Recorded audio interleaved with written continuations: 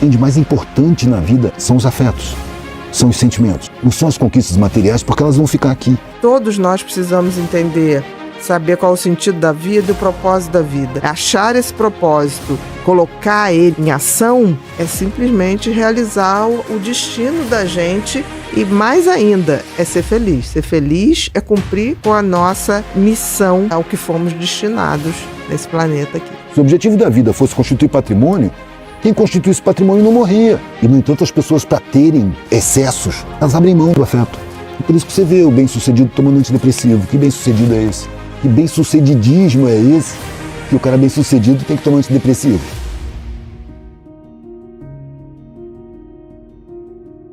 Quando eu peguei minha mochila e fui para a estrada, antes disso eu tive uma conversa longa com meu pai, ele não conseguiu entender.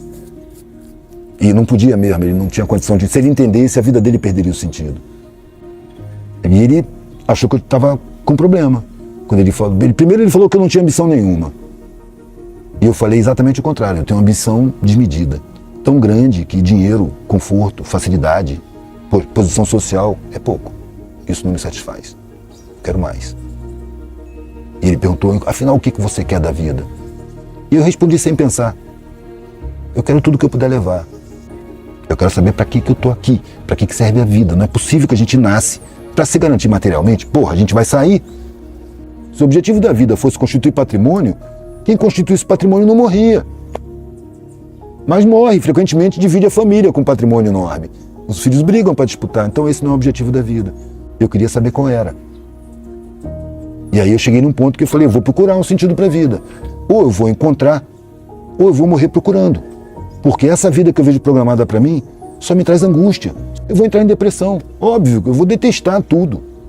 Vou cair na vala comum dessa grande maioria que anseia pela sexta-feira de uma forma doente e entra em depressão na segunda-feira. Eu tenho meus valores, mas eu procuro fazer com que eles sejam mais humanos ou menos desumanos.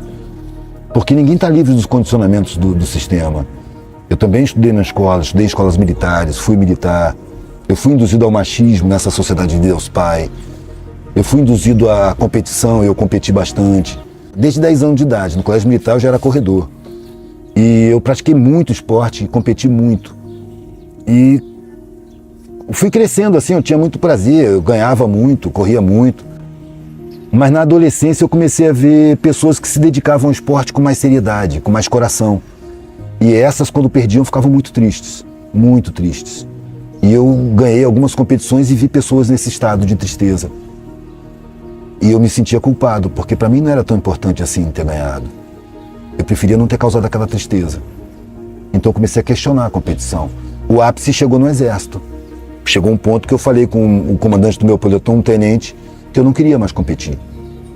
E ele estranhou muito, ele tá maluco? Eu já tinha ganhado troféu, medalhas em várias modalidades e tal. Eu era um atleta por excelência. Mas eu não queria mais competir, pela tristeza que eu causei numa competição entre Exército, Marinha e Aeronáutica. Sabe, eu vi tristezas homéricas ali. Eu falei, isso é idiotice, eu não quero mais competir. Isso é uma babaquice. Que prazer eu tenho em estar ganhando isso? Em correr mais do que os outros? Sabe, não vale, a tristeza dos derrotados não vale a minha vitória. Então a vitória perdeu importância. Foi um valor que caiu. Eu não quero mais ganhar. E aí, depois que eu saí do Exército, eu estendi isso para a própria vida. Eu não quero mais vencer na vida. Eu não quero ser melhor do que ninguém. E para mim isso foi um alívio. Eu tinha 19 anos. Eu não preciso mais ser melhor do que ninguém. Eu não quero ser melhor do que ninguém. Porque isso angustia muito as pessoas. E as pessoas nem percebem, elas desejam realmente vencer. E se elas não conseguem vencer, elas se sentem derrotadas. São sentimentos horríveis. A alegria da vitória é uma falsa alegria, porque ela está calcada em cima de tristezas. Então ela não me interessa. E eu ganhei paz. E aí a vida tomou outra importância. Não é uma coisa para você vencer. A razão tenta me convencer, desde que eu sou moleque, na escola, que ela é enquadradora, de que eu tenho que vencer na vida. E o meu sentimento me diz que isso é besteira.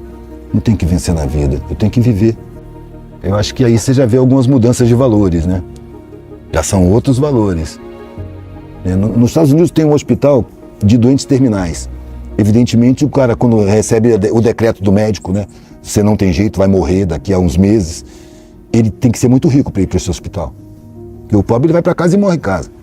Esse hospital dá todo o suporte, então só pessoas ricas, bem-sucedidas na vida, na sociedade, iam para lá. E umas enfermeiras que tratavam, elas fizeram um livro com as reflexões dessas pessoas que já estavam com a sua morte decretada. Sabe? E a coincidência era exatamente essa. Essas pessoas se arrependiam de terem sido superficiais, de não terem se dedicado aos afetos.